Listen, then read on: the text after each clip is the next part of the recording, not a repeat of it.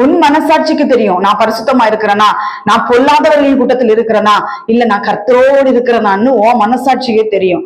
ஆராய்ந்து பார், ஆராய்ந்து பார். கர்த்தருடைய வருகை இப்பொழுது இருக்குமானால் நான் கர்த்தரோடு கூட போவேனா, நல்ல முத்தா நான் இந்த பூமியில் வாழுகிறேனா என்கிறதை ஒரு நிமிஷம் நீ சிந்தித்து பார்த்து கர்த்தருடைய வருகைக்கு ஆயத்தப்படு. பரலோக ராஜ்யம் அதைத்தான் தேடுது.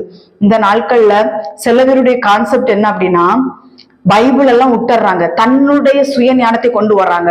அது எப்படி ஏசப்பா தண்டிப்பாரு, ஏசப்பா எப்படி தண்டிப்பாரு அப்படின்னு சொல்லி கேக்குறாங்க. ஏசப்பா தண்டிப்பாருங்க, அதுல ஒரு வசனம் இருக்கு, கர்த்தர் எரிச்சல் உள்ளவர் அப்படின்னு சொல்லி ஒரு வசனம் இருக்கு. பாத்துக்கங்க, தப்பு சரி. இப்போ நம்ம வீட்டுல பிள்ளைங்க இருக்கிறாங்கன்னு வச்சுக்கோங்களேன், பிள்ளைங்க ஏதாவது தப்புகள் செய்யும் பொழுது, சிறு வயதுல இருக்கும் பொழுது நம்ம என்ன செய்வோம், அந்த பிள்ளைகளுக்கு அந்த தப்புகளை சொல்லி கொடுத்து இது செய்யக்கூடாது அதை செய்யக்கூடாதுன்னு சொல்லி பிள்ளைகளை என்ன செய்வோம், சொல்லி கொடுப்போம்.